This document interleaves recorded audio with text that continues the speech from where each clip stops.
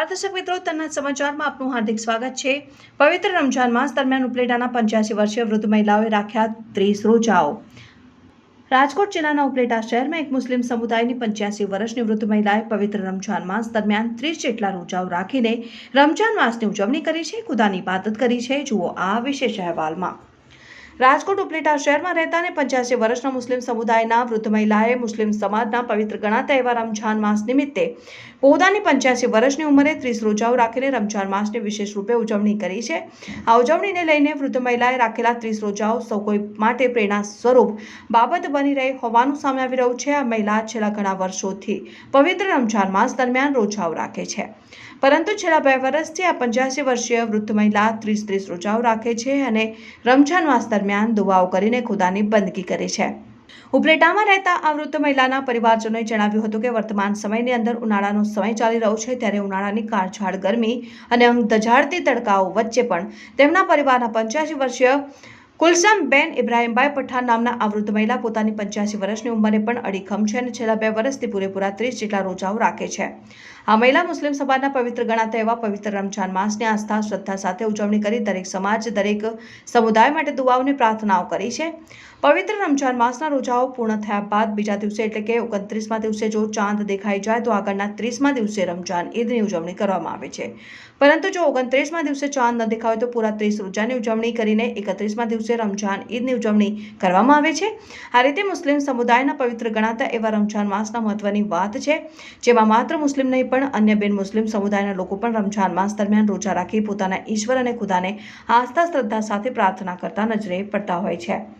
અહેવાલ સરફરાજ કોડી, તન્ના સમાચાર। ઉપલેટાના રહેવાસી હું 2 વર્ષથી 30 રોજા રહું છું। કેટલા વર્ષથી તો રોજા રહું છું। ખુદા રસૂલની ઇબાદત કરું છું। અલ્લાહ રસૂલ સૌનું સારું કરે, હિન્દુ મુસલમાનનું સારું કરે। अस्सलाम वालेकुम। मारू नाम अशरफ इब्राहिम पठाण। અમે કેટલા વર્ષથી ઉપલેટામાં રહીએ છીએ। મારી મમ્મી છે એ કેટલા વર્ષોથી રોજા કરે છે, પણ હમણાં ઘણા ટાઈમથી 30 રોજા પૂરા કરે છે અલ્લાહના રસૂલના કરમથી।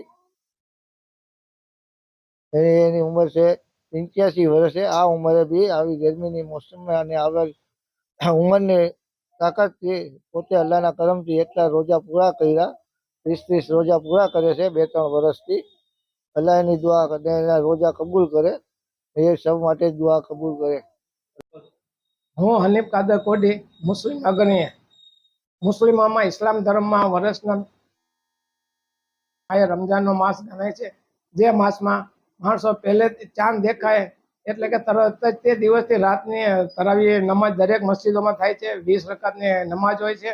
નમાજ પઢી અને પછી રાત્રે લોકો કુરાન શરીફની તિલાવતો કરે છે અને શેરીના ટાઈમે પોતે જમી કરી અને 5-5:15 વખતે રોજો બંધ કરે છે અને સતત 14 કલાક સુધી કોઈ પણ જાતનો પાણી જમવાનો કે થૂક પર ઉતારતા નથી અને 7:15 વાગે રોજો પૂર્ણ થાય છે અને ગોલા કે વિસલની અવાજ આવે એટલે માણસો રોજા છોડે છે।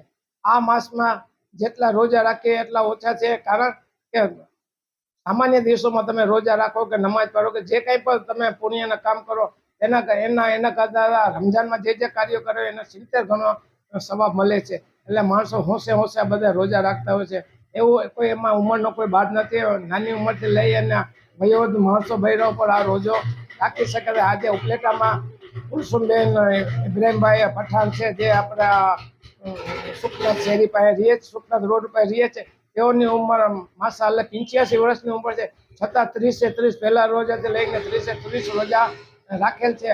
જે આટલા વર્ષોથી રોજાના નમાજ પડતી એટલે જ આપણે આની ઉંમર આટલા સુધી પહોંચી શકે છે। નહીં તો અત્યારેના જમાનામાં 60-65 વર્ષ તો ઘણા બધા થઈ જાય, છતાં પણ આવા પુણ્ય કર્યા હોય એટલે આનો આ લાભ મળે છે। ને આપણે પણ દુઆ કરીએ કે અલ્લાહ પાક હજી પણ એની ઉંમરમાં વધારો કરે અને રમજાનમાં પાછા રોજા રાખે।